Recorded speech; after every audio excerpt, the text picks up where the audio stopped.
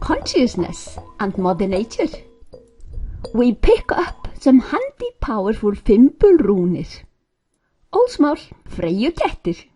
How to think from the powerful sphere of gods and goddesses deeper than Mother Nature. From here we control everything flawlessly. We only need purity. And how do we become pure enough? How do we imbibe fimbulrúnir? Where are these fimbulrúnir to be found? And why should we go into the trouble of looking for them? Human nervous system, slippery Sleipnir, is the vehicle to Ásgarður, to Hnitbjörg, to Tífatún, Ragnasjöt, which is the sphere of laws of nature, sphere of gods. Sleipnir is our vehicle to Lokfara Lundur Barri, the windless calm grove Barri. Bar, the noun, means needles of coniferous evergreens, and bar, as an adjective, means ready for, prepared to do. In the guise of a worm, í ormslíki, through wormholes we glide into the innermost as Bölverkur. Bölverkur is Odin, we. Bölverkur is he who perforates and slips through wormholes to transcend Mother Nature, to pure consciousness. Our beloved body and our beloved nature are easily penetrated when we have the easy and natural technique to transcend. Beloved nature, we see her. Gungnir, she is. She hides from our eyes the invisible reality inside. By the eye visible nature hides as a whale reality, Ginnungagap, hides from our eyes our own pure consciousness, that which we are. We perceive vibrations, gungnir, strings, not really any real stuff. Nature seems, to our brain, to be something real, visible, tangible. We assume her to be real stuff, so she exists for real. But she is our own virtual making by attention. We create out of gungnir by our attention. We activate matter by injecting consciousness into it. Without conscious being behind matter, matter's tendency is to increase disorder. Within all that our eyes see is that which we do not see. All this imagined stuff is surface values, superficial dance only. We should know that only Ginnungagap is, we do not see it. On the picture above, there are phenomena we know, urður verðandi skuld, Óðinn vilifé, þursamegir þrír, fenrir, jötnar, valkyrja, all of them belonging to life on earth, leading inevitably to an unanswered question, what is life on earth for? I shall explain. Our life on earth has a purpose, to reach Valhöll, fully alive. Valhöll is the goal of our spiritual evolution. Do we know? No, we do not know, as we are not taught the purpose and goal of life. Valhöll means to return home where we belong. That is, to become enlightened. This is the purpose and goal of human life. Living Valhöll, we act and think from the most profound sphere.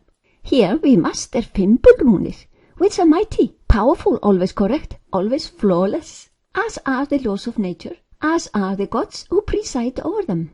Note, laws of nature are not the same as man-made laws. Óðsmál is educational material on this vital knowledge. We shall learn to nísa niður, transcend the sphere of thought to really understand. Has to be transcendental, not exercise in the realm of thought. Brain exercises like contemplation, concentration, mindfulness, prayers, emotions on the sphere of thought do not lead us to transcending thought.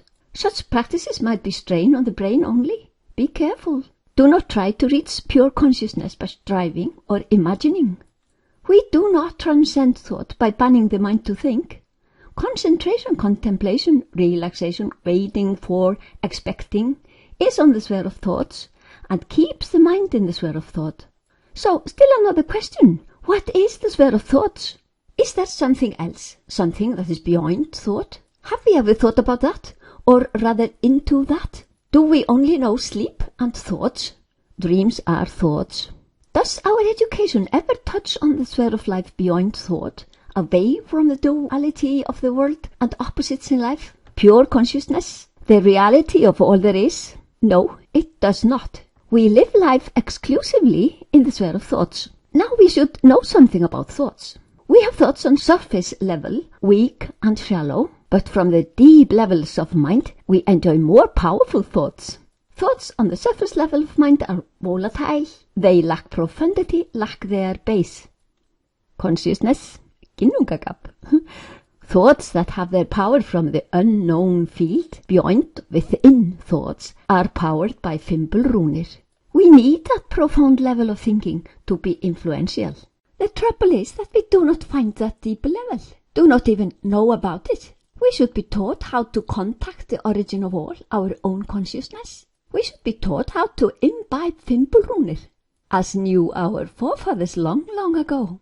Their science of life is all here for us, only we are too stupid to understand. We live on the surface of life all the time, all our life. We might not even know about any profundity of mind, and the less we know of ginnungagap, that which we are. We might speak about thought power, power of thoughts, but not all thoughts are powerful, believe me. Their power depends upon the profundity of the thinker. Surface thoughts are like flickering waves on the ocean, while powerful thoughts come from the unfathomable abyss within. When we live the most powerful sphere of life, Gap Ginnunga, then, and only then, do we have real Fimbul power. That sphere, beyond thought, beyond time and space, we can easily contact, and naturally, because mind is all the time searching for it. We do not know what it is we are always looking for. Mind is pure bliss by its very nature. Mind is always looking for its own origin, pure bliss. Why do we not know all this? We are not told, not taught, as no one seems to know nowadays. We know thoughts for sure, but sorry to say, only the shallow ones. Our blindness is due to impurities, truth, layers of ignorance. Our forefathers owned the great science of consciousness. We shall have to rediscover their profound science. We need an easy natural technique to transcend. We shall go beyond the thinking level to the source of thought. Here we gain nourishment, harmony, clarity of mind. And here, in the origin of thought, we imbibe the pure knowledge by which the whole universe is run. Here is the abode of our gods, origin of the laws of nature. We go within.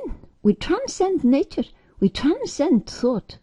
Our forefathers knew, call it to nísa niður, nose down, and here to pick up and imbibe powerful Fimbulrúnir, Hávamál. Good to use the TM technique, a natural and easy technique.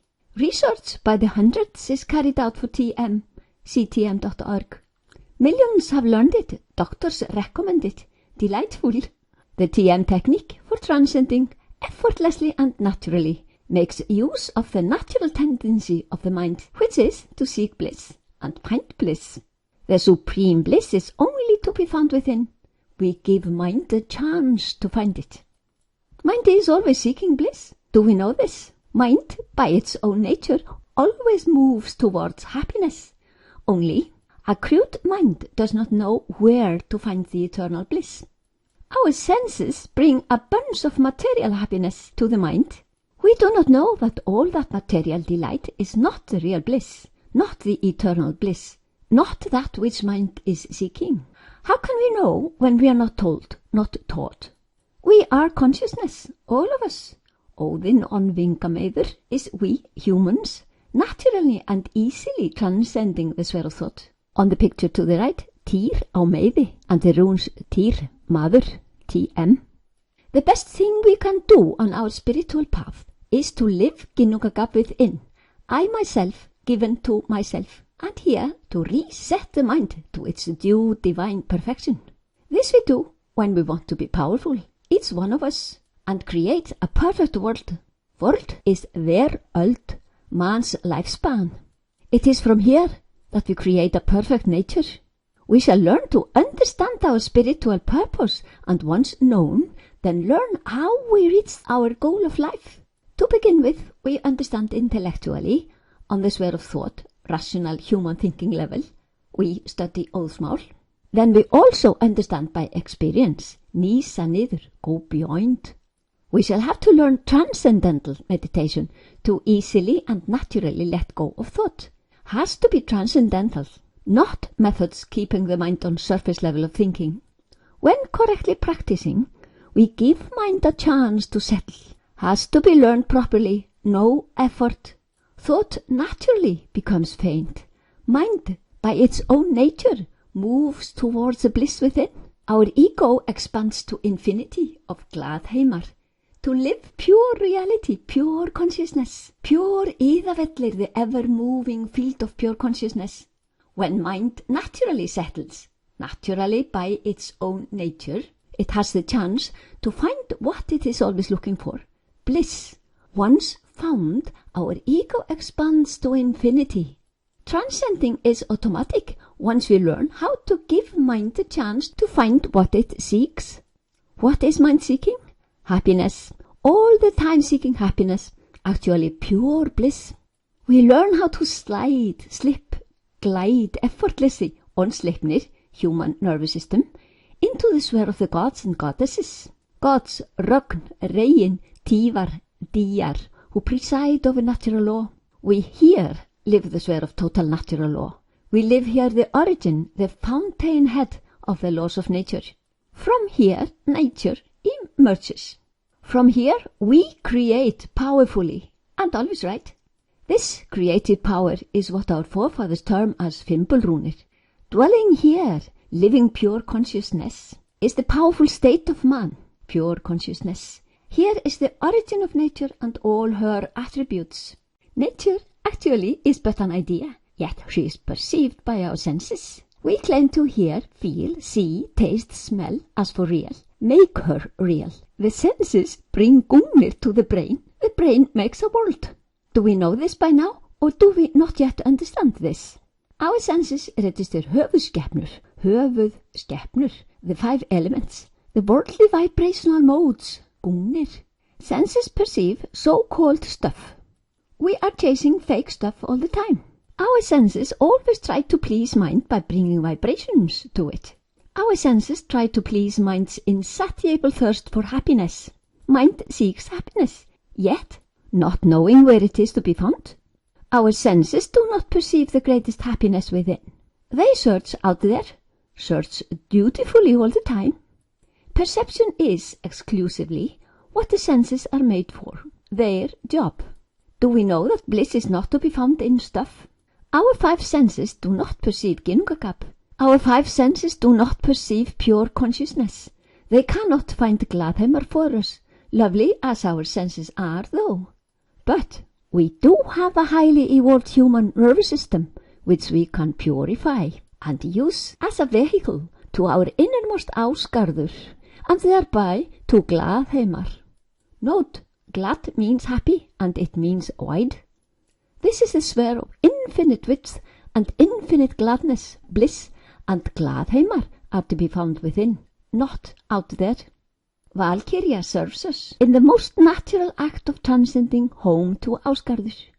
Sleipnir is the one who glides, slips, slides, as if slippery, effortlessly, without any resistance or obstacles, from the realm of thought through the imagined created nature, and carries us almost to the realm of the gods, ásgarður, which is the transcendental field of total natural law. We should go there twice daily. This act is purifying. We rid ourselves of trull, ignorance. This is the only action which does not bind man. Sleipnir is our marvelous vehicle, when purified and sleek. An untamed pony is of little use, so we purify our nervous system. Every time we transcend, we purify our mind and the whole human physiology, including our physical human Sleipnir. We are laying the bridge Bifröst, leading to Valhöll, the goal of our life, fully life, enlightenment. But what is our Valkyria? She is sacrifice personified, fórn personified. Fórn means what is brought, verb færa, to bring as a gift to the feast. Do not let personifications blind your intellect. They are tricky. We are not talking about guys and dolls. These are powers and phenomena personified. Valkyria is an action, an act, service to supreme transcending. And what do we sacrifice in this context of transcending? Ourselves.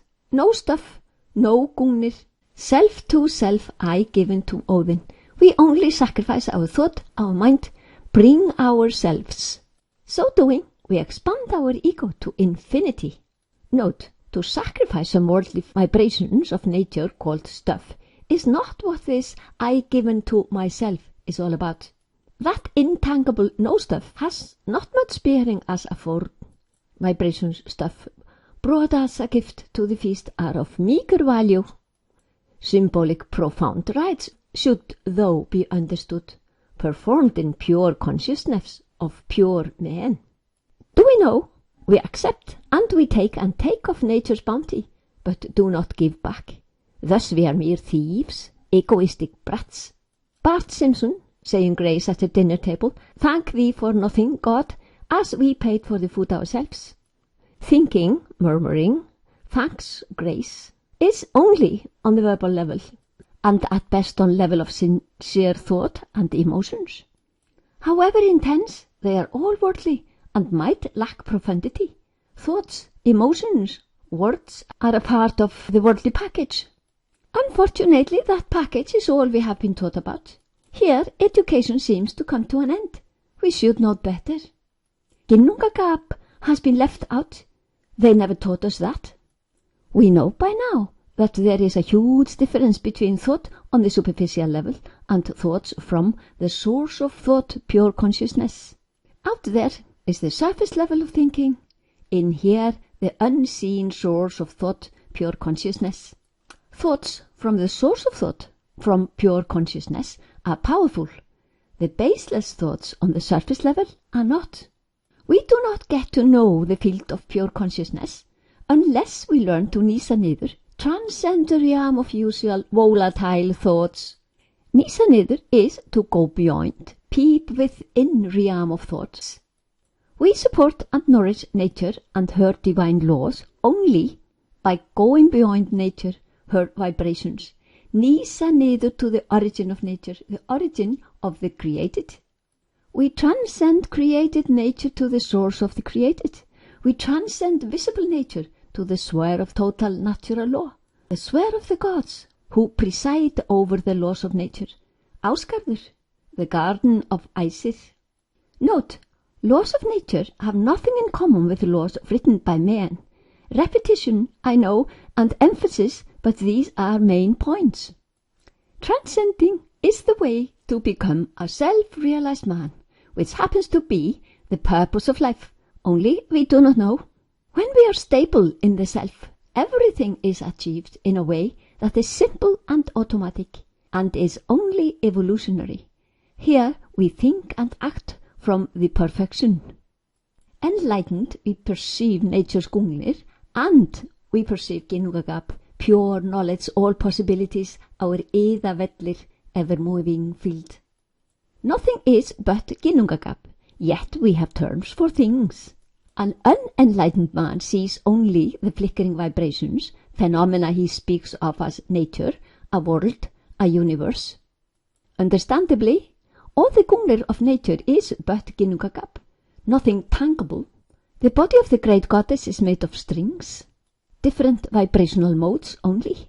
Gungnir is so unstable by nature that even observing some phenomena has effects on Gungnir's behavior. The observer affects the observed. Our attention changes Gungnir. Attention creates a world. It also shapes our brain. We handle our weapon Gungnir by refined attention. And if we want our creations to be worth something, we work from the source of thought. And no, we are Ginnungagap. We are pure consciousness, even when one lives as an individual in our body, which, as we by now should know, is made of these vibrations. We now also see how easily we can penetrate our body. Our body is mere intangible vibrations out of which we make it all the time, all our lifespan. We are changing our body all the time by attention. What we pay attention to creates our body. Here is a good question. And why would we, over and over again, be going into that trouble of being born, make a body to live in? We have to know why we choose to be born, know what we are doing here, what we ought to be doing here. The purpose and goal of life is not taught in schools, unfortunately. Actually, it is not taught in our societies, but we can learn it, for example, from Óðsmál. Note, of utmost importance is to know and really understand nothing is but ginnungagap. All silence and dynamism. Sound emerges from silence. The universe is but sounding vibrations. Ymir, the sounding. Be careful not to let personifications lead thee astray from the meaning. A huge sound is personified in myths as a huge being. And gungnir, vibrations, the weapon of Odin, or us, is our weapon to create. A sounding universe, Ymir is all sound. Out of the split-up sounding Ymir, the gods, in the field of the laws of nature, arrange the 5 höfuðskepnur. The main created the 5 elements. Akash, this is space, air, fire, water, earth, in this order, perceived by our 5 senses respectively, in the same order, hearing, touch, sight, taste, smell. Höfuðskepnur, 5 elements, are vibrational modes. Dost thou remember? What do we mean by slip through nature to the sphere of her laws? Here is something we do not learn in school, unfortunately. But Óðsmál conveys the knowledge. Óðsmál gives intellectual understanding of our existence, gives intellectual understanding of the goal and the path, gives intellectual understanding of why and how we live in a body. Our forefathers knew, we shall understand, rediscover. Created nature is gungnir, the ever-flickering, intangible vibrations. Nature is the visible, illusionary dance of gungnir, that which is perceived by our senses. We call this a world, or a universe, or the created. We make a world in our brain, a virtual world, imagined and individually fabricated out of gungnir. Our senses bring to the mind. We use choice and attention. The quality of the world of each man is exactly according to his state of purity. It is amazing that our ancient forefathers knew all this. No two do necessarily perceive the gungnir in the same way. The senses of some men are purified, of others not so pure.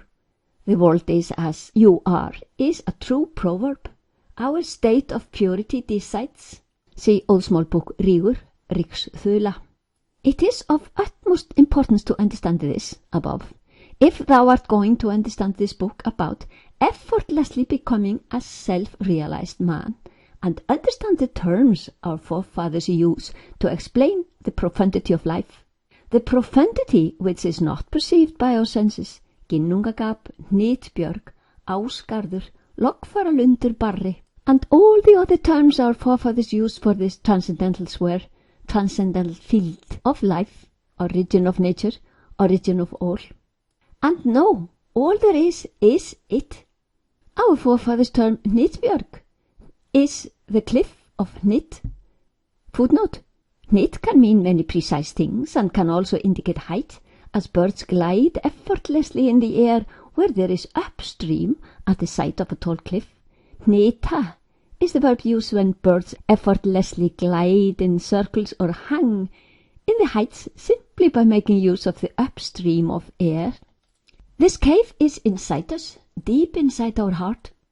We transcend thought, go inside in the guise of a worm, í ormslíki, imbibe the meat of wisdom from Gunnlöð, fly out sem örn in the guise of an eagle. Do not let personifications lead thy understanding astray. Be literate on allegory and symbolic language in myths and sacred poems. Heighten thy state of consciousness, and thou shalt, in time, understand. And björg, cliff, berg, bjarg, plural in case of hnitbjörg, can also have other meanings than cliffs or mountains. Notes: always watch out for multiple meanings of our Icelandic words. We are narrow-minded and brainwashed. Please do not jump to conclusions from dictionary translations into shallow English or scholars' misleading explanations. That is a blinding and misleading trap. Revise what we claim to know. Many a man, also Icelanders, also scholars, give some shallow and all wrong translations and explanations, and thereby spread, reinforce utter lack of understanding. How many have read Óðsmál without understanding the pure theosophy and profound spirituality contained in Rúnatal, the last part of wisdom, the Jnanakanda part? How many have read myths without being literate on the allegory and symbolic language of myths and sacred poems? Some non-Icelandic speaking men cannot even find the components or word roots in the long compound words, so therefore they wildly spin and speculate from their all wrong and misleading misunderstanding. Example of tricky composed words: hermóður or hermóður, two entirely different meanings depending on how the name is composed. Hermóður is Odin, that is we, visiting Helja, where his son Baldur, our sun god, dwells during winter solstice. Baldur is always resurrected on the third day, like all sun gods. Another drastic example of misleading misunderstanding. Futhark are the first 6 runes, the Fé runes. When Þurs is transliterated into English th to get the th sound, this horrible mistake occurs. Futhark, Fé úr týr hagall ás reið kaun, which some even mistake to be the first 7 runes. The runes Týr and Hagall are not in the first row Fé runes at all. There are Hagall runir and Týs runir, the rows in which Hagall and Týr belong. Please do not have Hagall and Týr in the F runir row, the first Futhark row, the 24 rune system. Please teach all men how to write it. Please use that. Thought, Þurs, not the th. Dost thou know, Þurs used to be an English letter until they, quite recently, threw it away. That was a pity. We should revive the Þurs. Thought.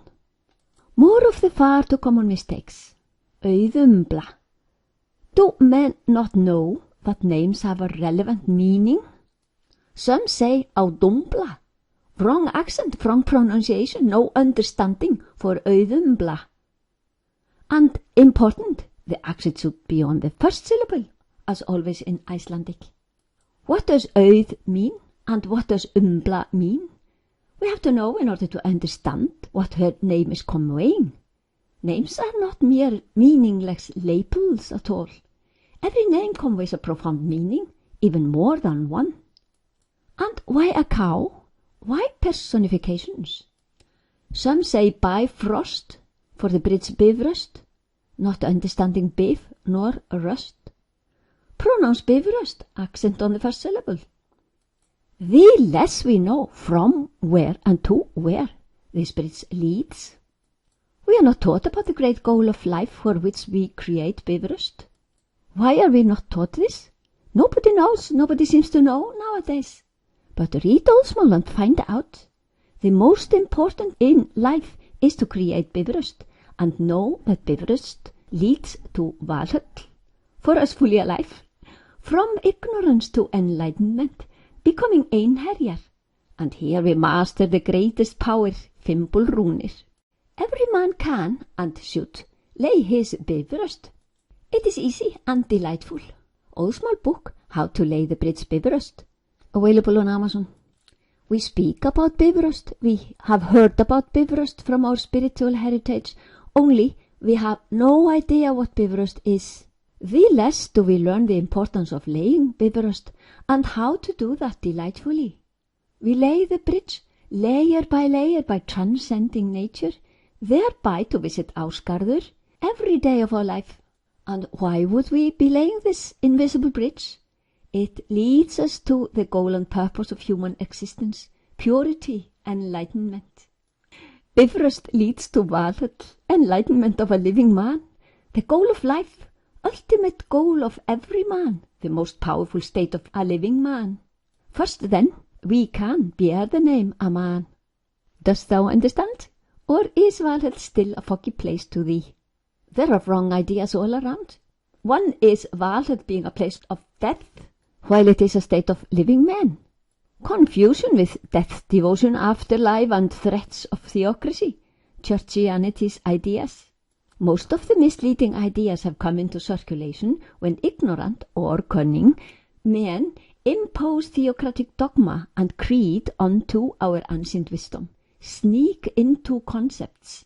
We cannot explain profound wisdom when we are stuck or trapped in imprinted superficial and shallow terms, some of which are mere devices for obedience.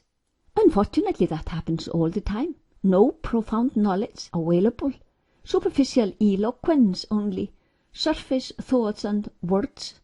Our thought world has been stuffed with doctrines from the south, ideas non-relevant to our ancient Nordic way of life. We are trapped in what is called blind belief, as creeds are taken for granted without any common sense understanding nor any attempts of discrimination. These imported theocratic doctrines have been planted into us. They were reinforced by threats, money, power, brainwashing, and killing. They seem to have settled with us as an accustomed habit. Never revised, never doubted, thoughtlessly repeated and withheld. If we would hear of these doctrines for the first time as adults, we would not accept them. No free man does. Our forefathers didn't. Churchians simply killed everyone who did not accept them. The way of thinking in theocratic systems can be entirely opposed to the free, profound understanding contained in Fornisiður. Some men read books written by scribes and try to think a lot and rationally and learn how theories of the system make sense. These lots of thinking and contemplating on theories might be only reinforcing speculations on the all-worldly theocratic systems, could really be a blinding trap of no understanding of life's purpose, not finding the purpose and goal of life at all, not finding reality. Metaphors are often taken literally, even blind belief in the letter. Parables become history, are taught as such. Reality, Ginnungagap, pure consciousness, origin of all, that which all is, should be lived, not just described, spoken about with flowery words. He gets paid for talking. An old Icelandic joke, a road sign never goes there itself, called prestur. Intellectual understanding of reality is simple if we have the correct teaching without intellectual headache, without away-leading doctrines and theocracy's power greed. Reality is within. We do not see it, but we can easily live it. We learn to nísa niður, to purify ourselves. Then, in time, we shall understand, see, become self-realized. Individuality is cosmic at depth and individual on the surface. We gain the understanding by nísa niður, transcend thought. Hang on, vingameiður, I give in to myself. Hávamál. Hanging on tree is not hanging on tree. We do not have the background to understand what our myths and sacred poems are conveying because theocratic doctrines were planted into us without understanding of life's purpose. We are blinded by wrong imprinting and belief in the letter. An appalling example of theocratic thinking, brainwashing, is that raw potato in the shoe when the windowsill in December. If someone obeys rules made by the rulers, then he gets sweets as a boon for obedience. But if someone has free will, he shall be punished as a disobedient black sheep. The potato is this sly mental violence. This is that theocratic obey or else, carrot or stick, heaven or hell. Stupid mothers use this without seeing how stupid they are. They are even too stupid to see that. That is why they do stupid things, brainwashed by theocratic rules of obedience, not thinking, only act by habit, copy what others ignorantly do, not understanding the purpose and goal of life, of course not knowing, as nobody ever told them. The goal of bringing up little men is not to make obedient sheep. The gods and goddesses have no such an attribute as threat. Fear and threat cannot be used in heathenry. There is nothing to worry about other than our ignorance. Fear and threat cannot be used as a tool, but we should get rid of our ignorance, tröll, purify ourselves.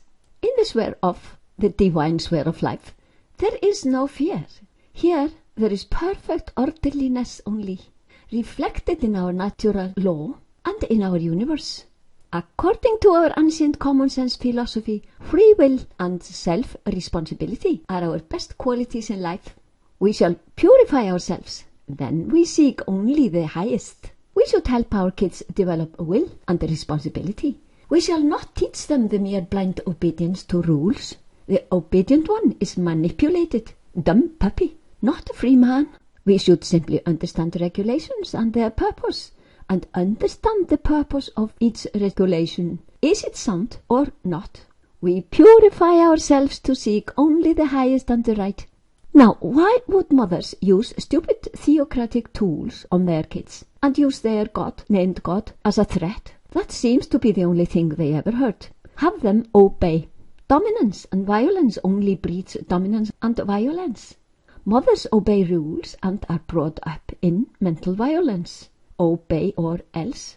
Fear is a handy tool to keep the ignorant ones in a firm grip.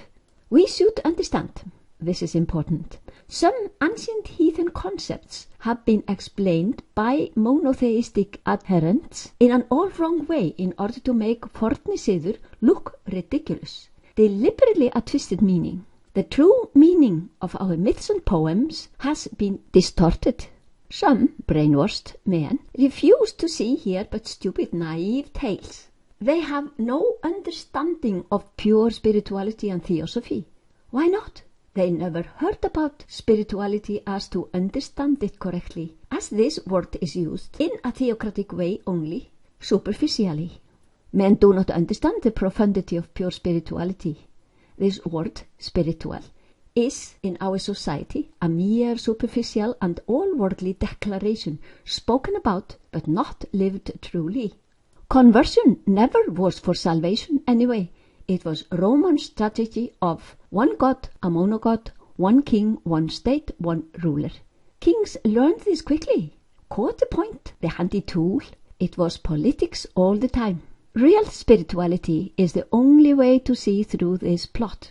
That is how we can know the difference between shallow use and profound use. Some seek so-called spirituality when sick or in trouble. But what kind of spirituality have they access to? Shallow, verbal, expensive, or real profound spirituality, which is based on contacting our divine innermost? We do know that some learn theocratic dogma only because they get paid for preaching it. They learn words and eloquence. Do we see through that or not? They have been taught to see fornisiður as something they should erase. This disdain put on fornisiður has been going on in Iceland since Roman Anno Domini 999, when churchianity was threat imposed upon us by the King of Norway. The Norwegian king held sons of prominent Icelandic heathen men as hostages in Norway. He had invited them for this cunning purpose, to use them as a threat. Do you want your sons back alive?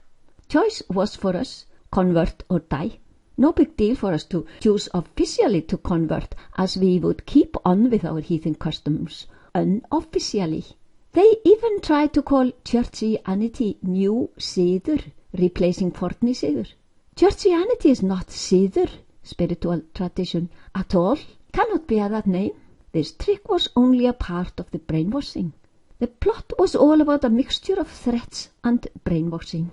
It is a cunning strategy to try to flatten out ancient concepts and deliberately misinterpret them, steal them, use them changed, sneak into them.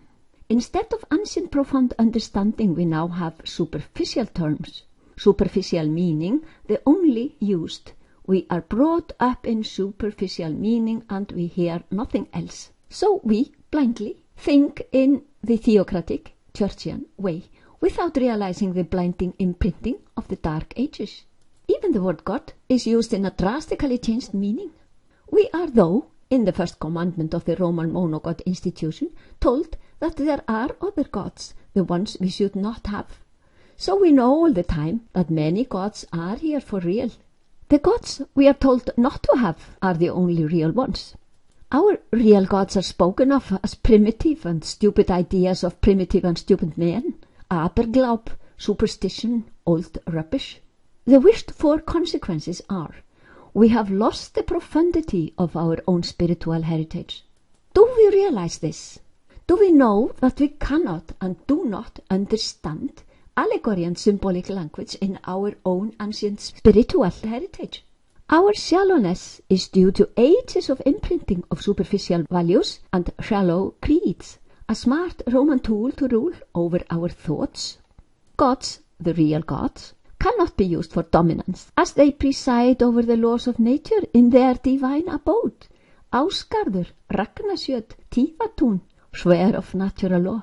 Now listen, amazingly enough, this is the swear from where we can preside over nature.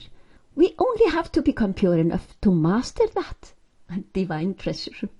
All nature's bounty and blessings will be ours, most naturally. By transcending, nýsa niður, we give back to nature. Our fórn, the sacrifice we bring, is we ourselves, the real we. We so care for nature, and she will in turn take care of all our needs. We need no effort. Nature supports all our true and evolutionary desires. In forni siður, we have indications of the profundity if we want to see it. Hvar hatur vex með hildingssonum, það mun eg bæta brátt. Wherever hate grows amongst the sons of kings, that I can soothe at once. And fylgði þeim friður hvar þeir fóru lönd og þóttu þeir goðum líkir. Peace prevailed wherever Æsir, as men, travelled over lands, and they were considered to be godly, resembling the gods. See the Maharishi effect, how we work from pure consciousness to affect our surroundings and the whole world of men. This is not about any power of shallow thought. This is all about fimbulrúnir in our pure consciousness within. Our forefathers really possessed the ancient wisdom, but we seem to have lost it. Our intellectual background is fabricated, and we do not know that. We cannot compare theocracy and theosophy unless we understand both two thoroughly and realize the entirely opposite basic goals of each one. Theocracy is meant for dominance. Theosophy is for man's spiritual evolution. Theocracy is a tool used by rulers. Theosophy is nourishment and knowledge for each and every human being on his spiritual path. Some men are highly evolved spiritually. Some are on low stages of evolution spiritually. We are on different levels of consciousness, different levels on our spiritual path. Therefore, we understand or do not understand this profundity of life spoken of here. It is not enough to look at the surface values, spoken words, as theocracies cunningly look as if they are good and claim to be necessary for us, our spiritual life. Theocracies quote all kinds of spiritual phrases, spiritual clauses, which they often use superficially as a nice garb, hiding the plot of the Roman Empire's world dominance. We can see that the quoted words of Jesus are pure theosophy, but the Roman Empire exploited that and still uses that as a garb over their true purpose of dominance. But Marcus Aurelius was a Roman, so we see that good and pure men can be found in many places at all times. Theocracies invented commandments. That they did by pinching some phrases from Egypt and changed them into commandments. Then it was demanded of the mob to be good, love their neighbors, not to steal, etc. These ancient Egyptian phrases were not commandments at all, but with some little changes could be used, abused, as such. Good behavior depends upon our purity, not on commandments and rules, nor on any code of behavior.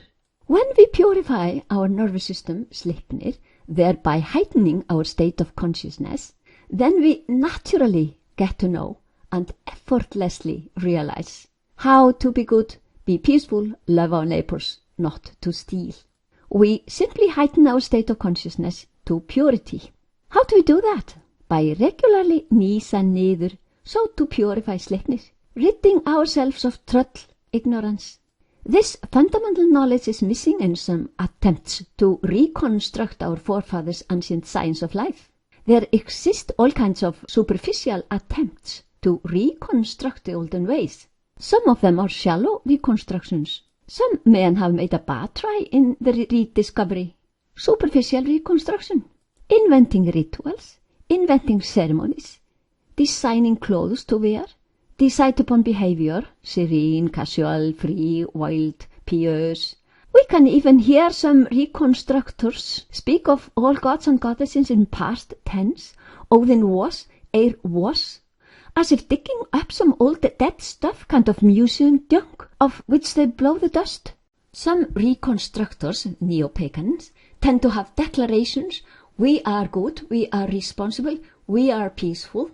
Thou canst read the behavioral codes or affirmations of some reconstructed pagan or Ásatrúar sects. A funny example of this superficial, lacking all profundity, reconstruction of the ancient heritage is when some try to do the opposite of churchianity. Listen, theocracy banned nature worship, as the mob should worship only their tool, named God, not the created. A story from Iceland under churchianity.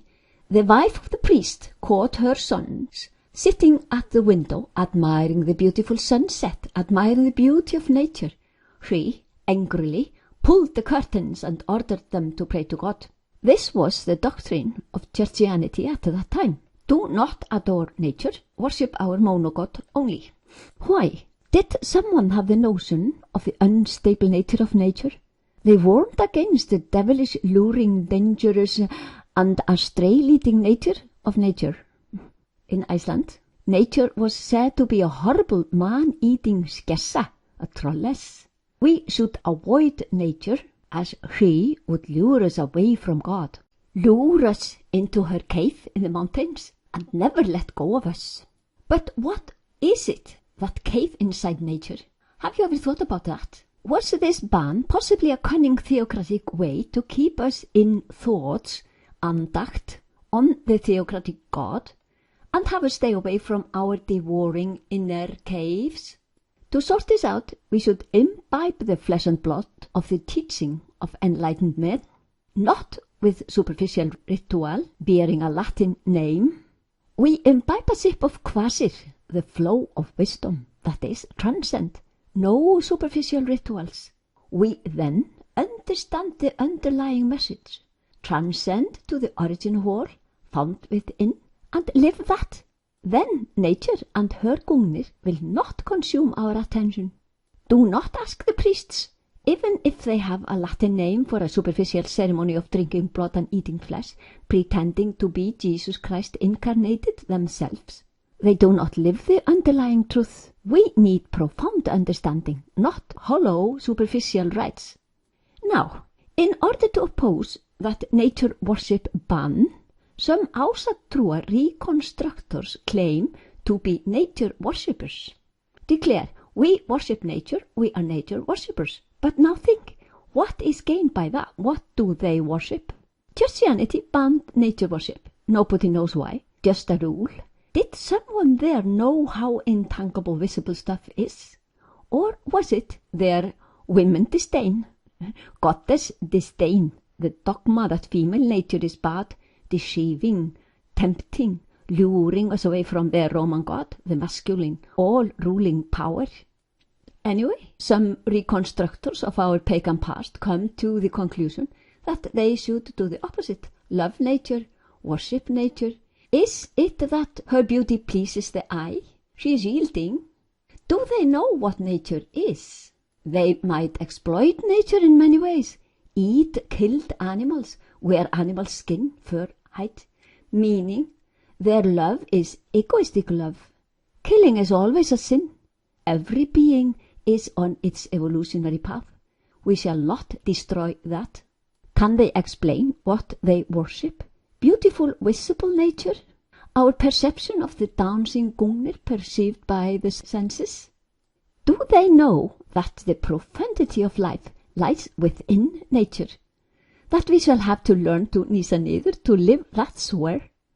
If we would really love nature, we would protect her from man's abuse of her gifts. If we really love nature, we would give back to her by nísa niður, transcend. If we don't give back by nísa niður, then we are mere thieves. Gróttasöngur, Edda poem, is on greed and exploitation. Fenja and Menja, slaves, are all about exploiting animals. Fenja, the feathered living beings, Menja, the furry animals. Understand names. Names convey the meaning in myths. Count in thy head how many animals we exploit, ruthlessly, selfishly. That is violating the laws of nature. Life is not for man to exploit. Count in thy conscience how many animals suffer because we are stealing their land, their rightful premises. Why did land sink to the depths of the oceans in time of greed, as happened according to Gróttasöngur, Edda poem, myth? Because the king took to exploiting animals, exploit nature. Fenja and Menja, the feathered and the furry, are living animals. The teaching of their names has not been understood by all commentators, who perhaps do not understand the message of the names of the enthralled ones, therefore lack understanding of the profundity of the message of the ancient poem. Are some commentators in a thought pattern prison? Can we not see any deeper level than already imprinted?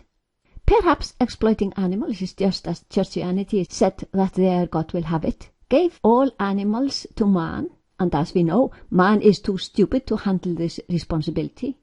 Man should protect nature, not exploit her to the bleeding, to the sinking. In turn, she will protect us, care for us motherly.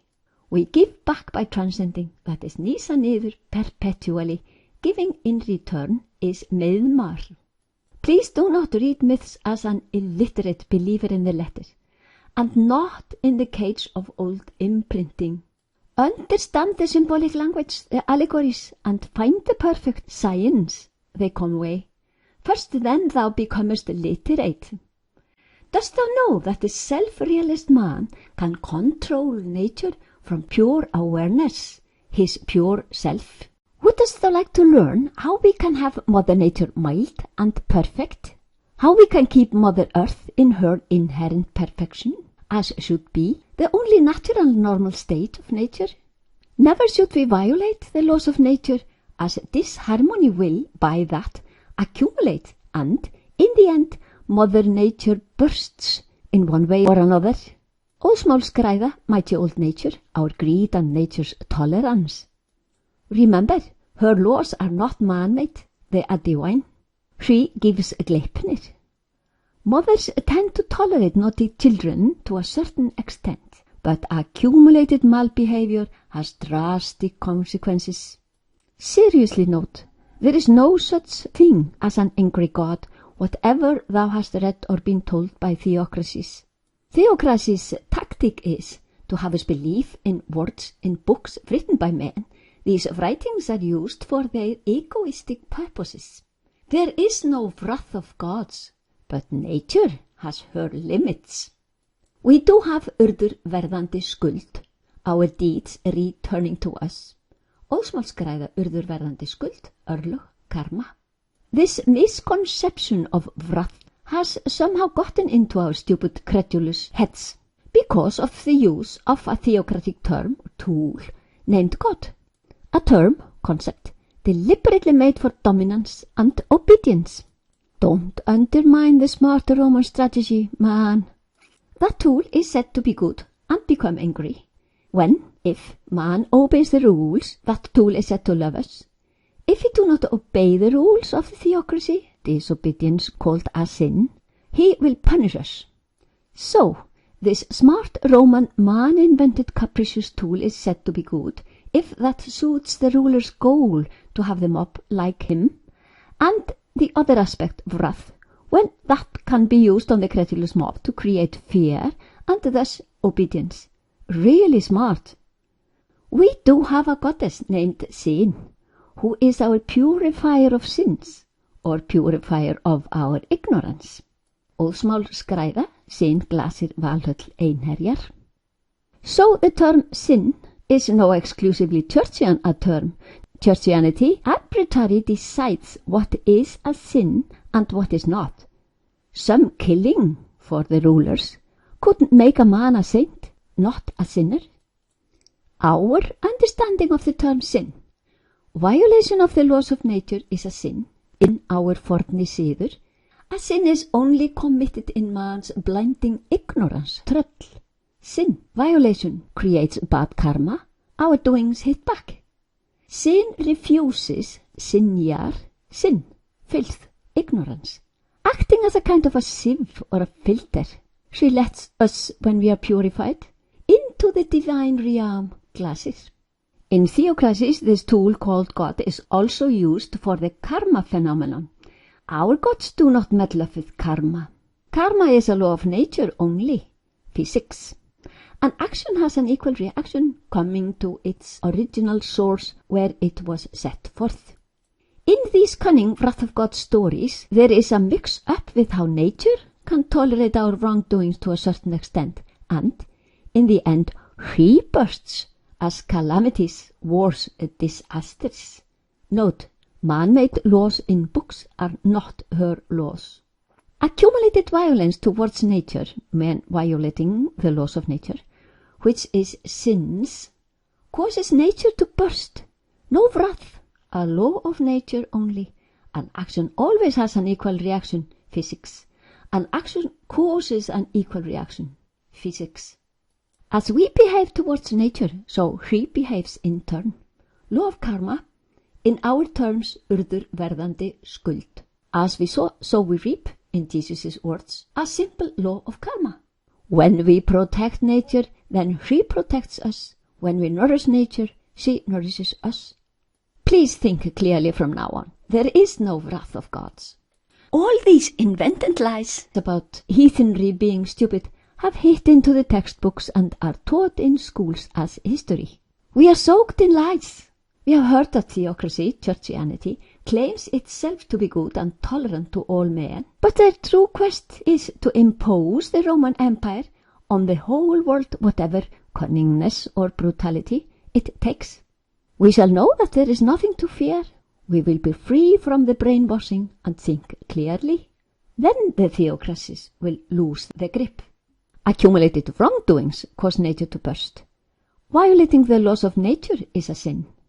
Repeated, fear cannot be used in heathenry. There is nothing to worry about other than our ignorance. So, fear can no way be used as a tool for obedience, but we should get rid of our ignorance, tröll, purify ourselves to become sinless. The gods and goddesses have no such an attribute as threat. They count for the flawless functioning of life. In their sphere of life there is no fear. Here there is orderliness of natural law only.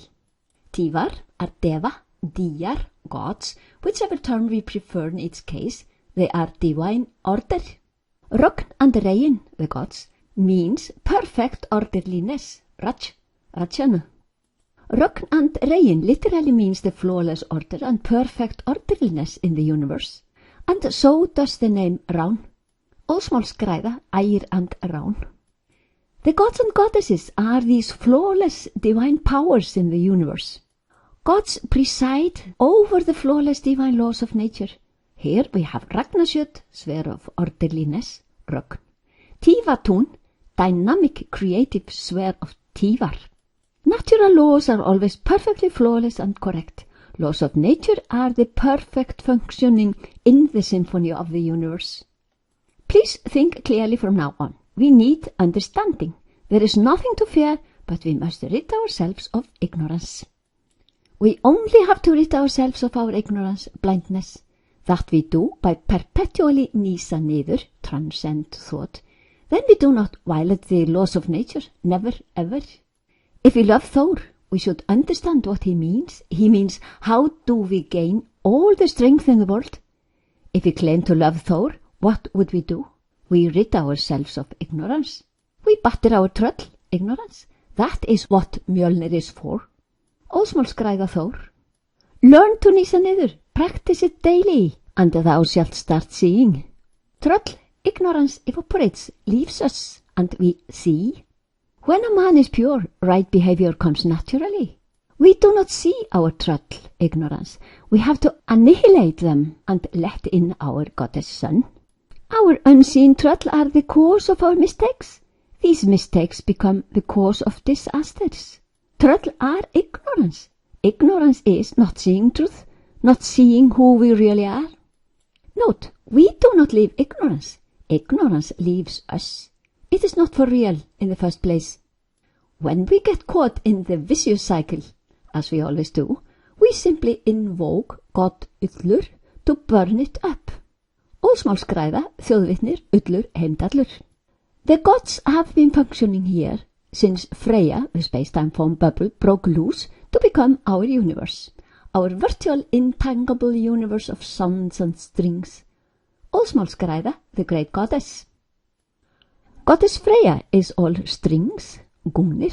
Nature functions with perfection, but we tend to live in ignorance. As we, by now, understand why we make mistakes, it seems easy to amend. Just stop making mistakes. Right? But there is a hang. We do not see because of our ignorance. Trul are our blindness. Compare ignorance to brainwashing. What is the trouble with a brainwashed man? Rationally, that he is brainwashed and sees nothing other than imprinted creeds by which he is brainwashed to blindness, therefore not seeing or plainly rejecting to see anything else. What is it that we don't see due to our blinding trul, but should and must see?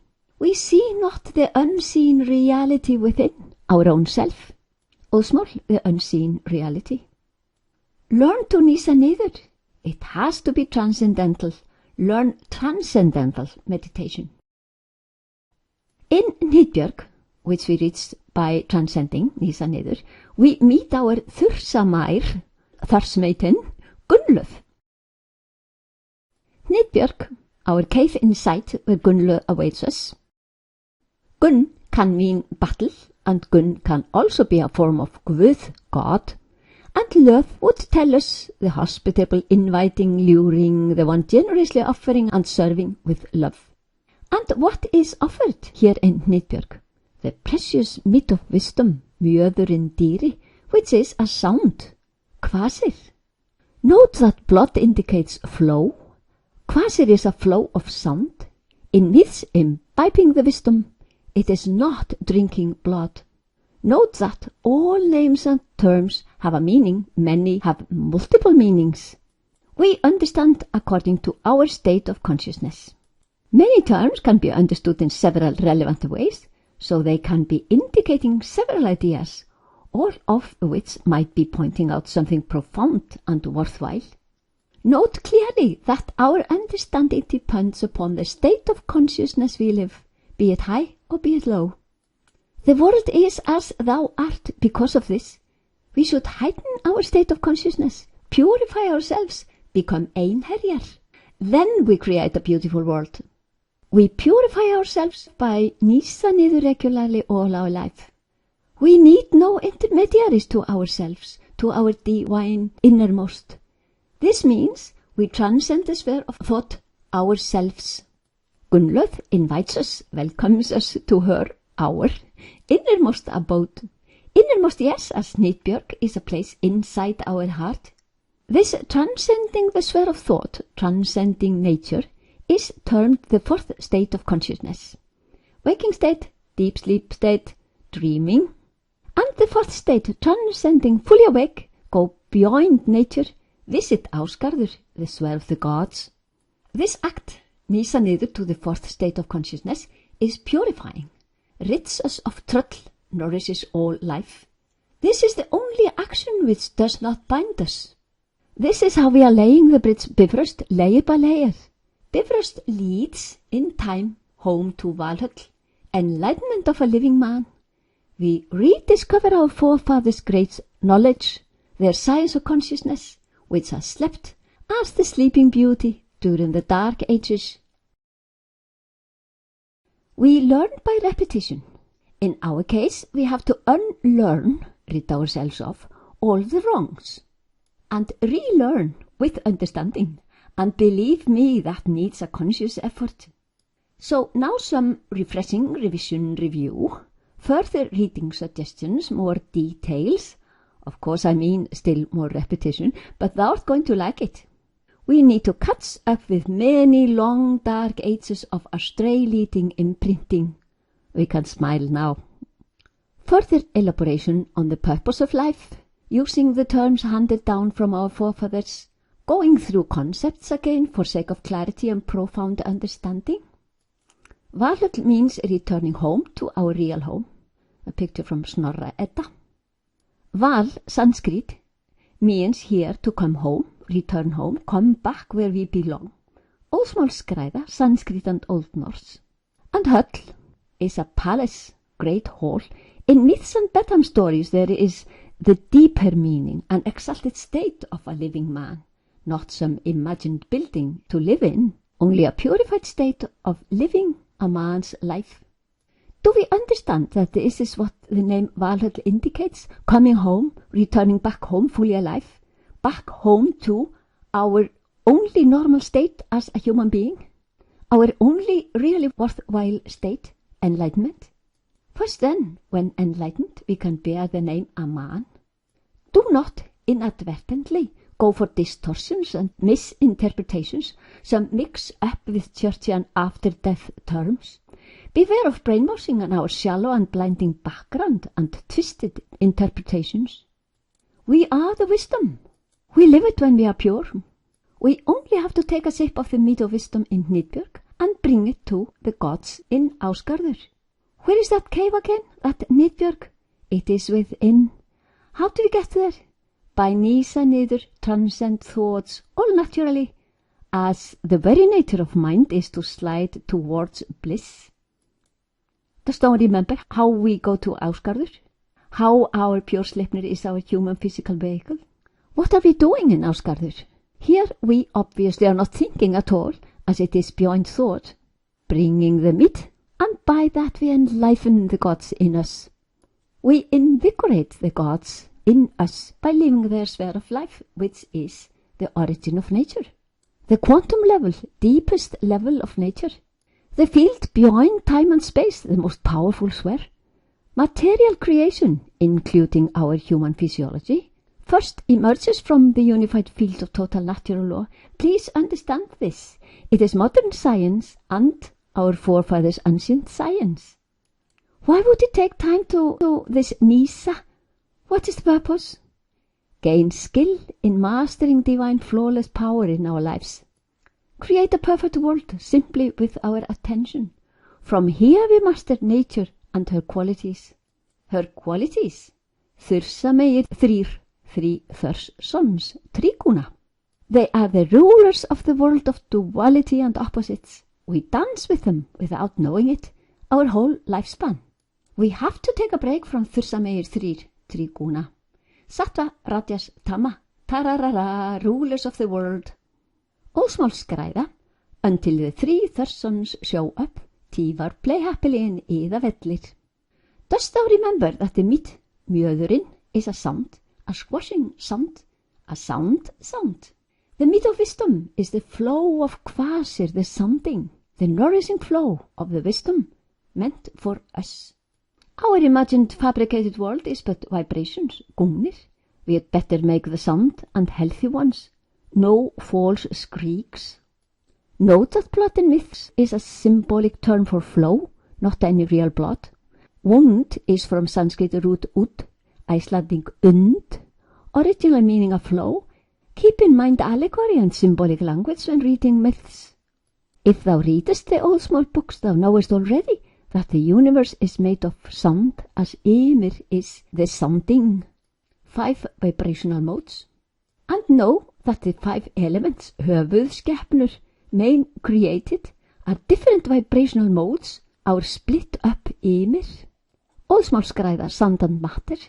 Óðsmál skræða, ginnungagap, and the 5 elements. We perceive nature with our senses, but our senses perceive not what she hides from us, that which she is in essence. Our senses do not perceive the great truth. They perceive the ever-flickering worldly goodness play only. Remember, we activate matter by injecting consciousness into it. All diversity is like the drops in the ocean. Diversity is but little entangled strings in air, the abyss. Our senses register nature. That is what they are for exclusively. Our senses bring the all-worldly flickering delights to our brain. But we ignorantly live in our blinding truth. Therefore, do not see truth. We do not perceive our own consciousness. We do not realize ourselves. We shall, though, in time see both the worldly phenomena and their origin as well. Then we see truth, first then worthy of the title a man. Till then we ask, what is that truth, consciousness, ginnungagap, and why should we know of that unseen something? The answer is another question. Why would self-realization have been blessed and admired through the ages? That is because these pure men see truth, perceive their own consciousness, realize their own very self, see through nature.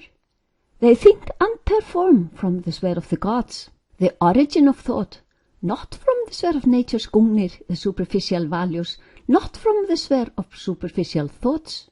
Our senses bring the little worldly happinesses to mind. Who is the insatiable seeker of happiness?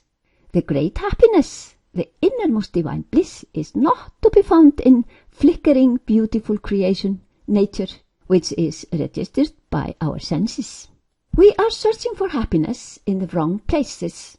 The great happiness is inside, in the innermost.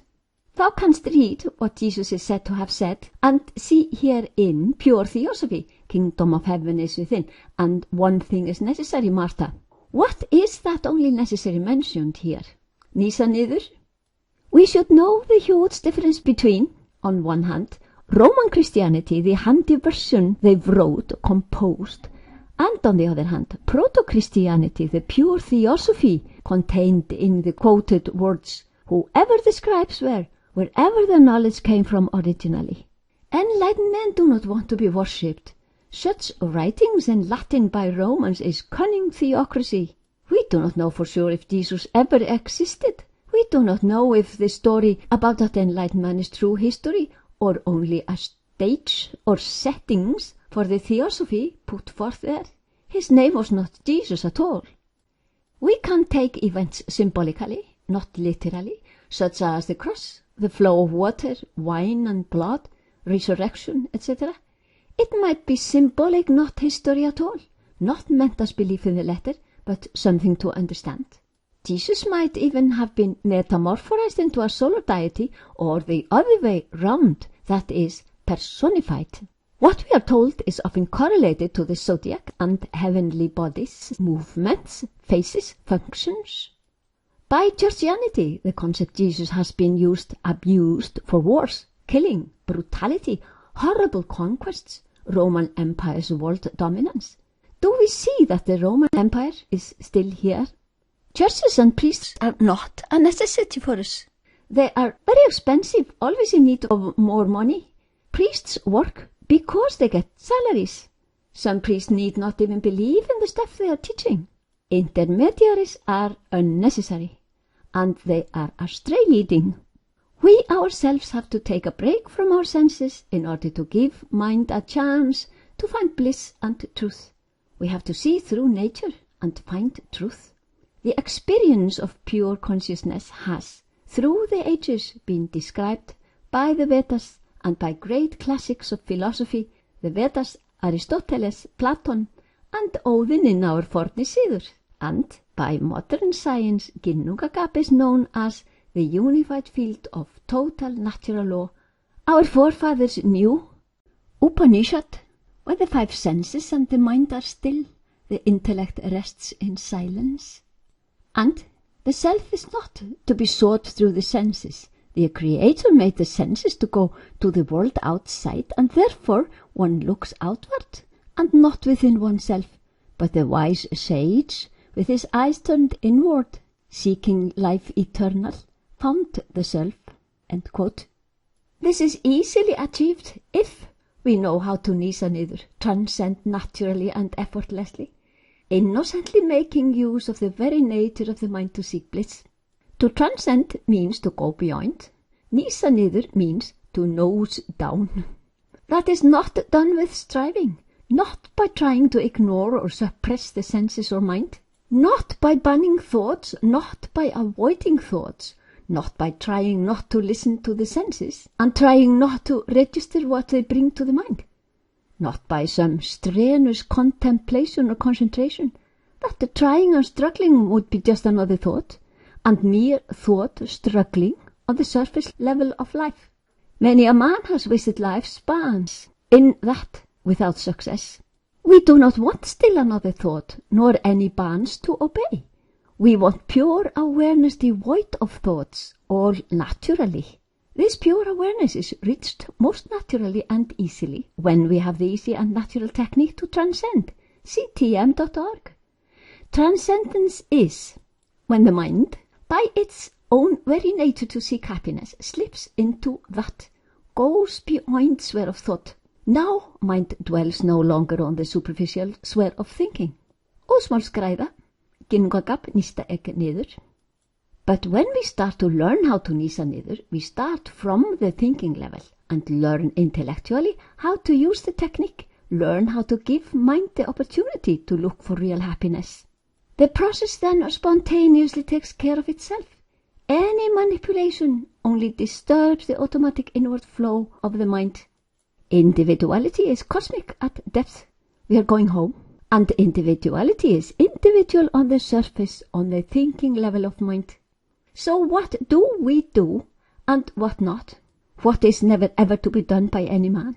What we shall do, purify our nervous system, sleipnir, until we are completely pure, purified. By regular practice we will, in time, see. We realize ourselves. Do we understand by now? We activate matter by injecting consciousness into it. And without conscious being behind matter, matter's only tendency is to increase disorder, entropy. So what we shall never do? We shall never ever violate the laws of Mother Nature, as we by such a base and act create disharmony in the otherwise perfect symphony of Ymir, the sounding universe, which is divided up into 5 höfuðskepnur, the 5 elements, and all the vibrations we perceive and register by our 5 senses. I wonder, do I really need to tell you guys what violation of natural law is? Do I really need to explain for you guys when we are violating and when not? Does not every man just know this in his heart? Do you perhaps not know what these laws of nature are, nor how they function in the universe? Do you perhaps not know their flawless perfection and functioning, their necessity for life, for the whole universe? Is man perhaps violating without realizing what violation is? Can man be so ignorant? Or are even some of us brainwashed by some monotheistic institutions who claim man to be the one who should exploit? Is technique to use, exploit, the only thing we learn in schools? If so, then shame on our education, a lump of ignorance. As for heathen thinking, man is responsible for all life on earth. Askur and Embla, man trees, granted divine attributes by God's óðurhænir lóður. Man is endowed with his highly evolved human nervous system. We are divine beings. We humans can visit Ásgarður, Lokkfaralundur Barri, Hnitbjörg, Tívatún, the dynamic sphere with Tívar, Dýjar, abide, Ragnasjöt, the abode of Rögn and Regin, sphere of perfect order. Tívar are Deva, Rögn and Regin really means the perfect order, and so does the blessed name of our goddess Rán. If we understand the terms, we can learn their function in the universe. We have to become pure enough to think from the profound sphere of life. We purify ourselves by going to Ásgarður daily. Nísa niður is the purification. Gradually, by nísa niður regularly all our lifespan, we lay the bridge Bifröst. How to lay the bridge Bifröst, an Óðsmál book. Where does Bifröst lead, and why would we be laying this bridge? Bifröst, Bilröst, leads to Valhöll, our real home. We come home fully alive. Hope it'll be in this present lifespan. Then we live life as enlightened men, einherjar. When we live Valhall, we manage Mother Nature effortlessly by attention alone, by thought from the source of thought. We only have right and supporting thoughts when we are enlightened. Our thoughts are evolutionary and supporting. All ignorance has left us. We stand pure, stainless, enlightened. We only have to know how we purify our physiology. How do we rid ourselves of Tröll? Ask Thor, son of earth. Óðsmál skræða, Tröll, jötnar, þursar, white dwarfs. Tröll are our blinding ignorance, of which we do not know, as we are too blinded by our ignorance to see our ignorance. To purify oneself is the easiest and most natural act on earth. Only we have to learn how to do that effortlessly, naturally, using the very nature of the mind to automatically seek the supreme happiness, know where to look for it. Swimming is easy. Diving is easy. Once we have learned the easiest way to swim and dive, the little happinesses out there, which our senses perpetually offer to mind, are not real happiness. They have sorrow as a sister, and they distract the mind from the place where it should seek.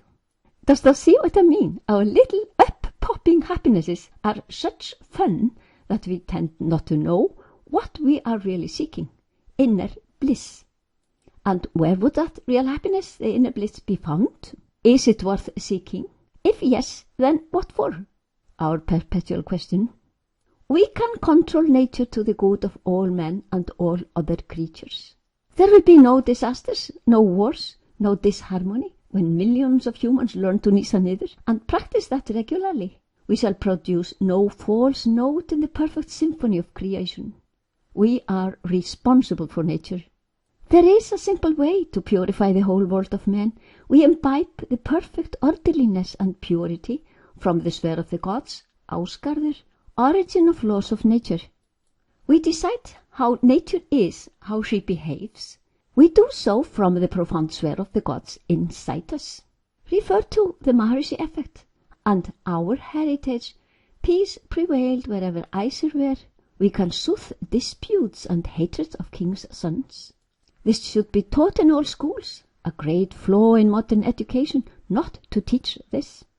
Nýsa niður is easy to learn, easy to practice. We use a sound thought, or a thought sound, to catch the attention of one of the senses, the first one, hearing. Note, not a concept. This is not contemplation, not concentration. This meaningless mental sound gently occupies the mind's attention. By that, mind becomes settled and is drawn to some hanging in nothingness, hanging on vingameiður. Enjoying this sound thought or thought sound, mind is quiet and happy, settles down beyond finest trace of thought. Enjoying this happy quietness, mind's attention, our awareness, is open. Open to what? Open to the way inwards, to the unseen self, to the realm of the supreme happiness. Expands to our boundless gladheimar. I am given to myself, to myself.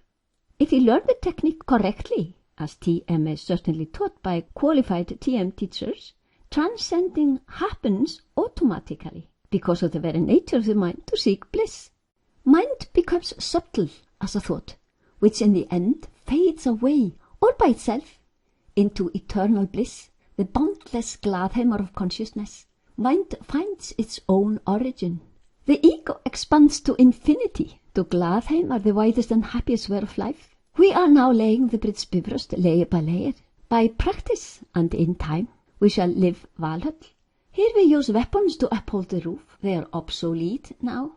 Now, how actually does this all-natural and easy process work? When we have realized ourself, our pure consciousness, which we are in essence, we have imbibed more and more of the perfect order into our lives. Then we work from the sphere of the gods and goddesses who preside over the laws of nature. Only from here can we control nature. And it's easy, spontaneous and natural to man. Any man, every man, all men, as we all have a highly evolved human nervous system called Sleipnir the eight-legged, and this is the purpose and goal of human life. We cannot see on a man what state of consciousness he lives, yet purity can be measured in our brain, really. Some men try to look exalted by putting on clothes and pomp, and some learned behavior.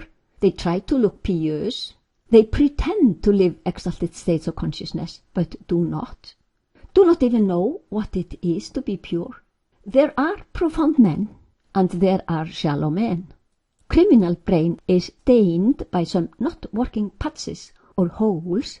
These are functional holes. They are underdevelopment of the higher brain, the rational human brain. The brain functioning of an enlightened man is in perfect overall harmony, stainless, flawless. He lives Valhall, an einherji. From Valhall we can master the behavior of Mother Nature. In turn, she protects us. As einherjar we think from the sphere of the laws of nature, the all-powerful divine natural law. Our thoughts are all-powerful and all-correct, all in flow with the supreme goal, perfection. We are, all of us, on our way to Valhall. Only we do not know, as no one tells us the goal of human life. Why are we not told? Why are we not taught? Nobody seems to know. Parents, grandparents, teachers, priests were not taught. The reason is that we have had theocracies for a long time now, during the dark ages of Kali Yuga. Pure spirituality and theosophy has been less apparent and not properly understood. The dark ages were a typical Kali Yuga. Many good concepts have been flattened out and shallowed. Nowadays philosophers tend to discuss only material, all-worldly, superficial concepts. They practice brain acrobatics, revels, even contentious arts.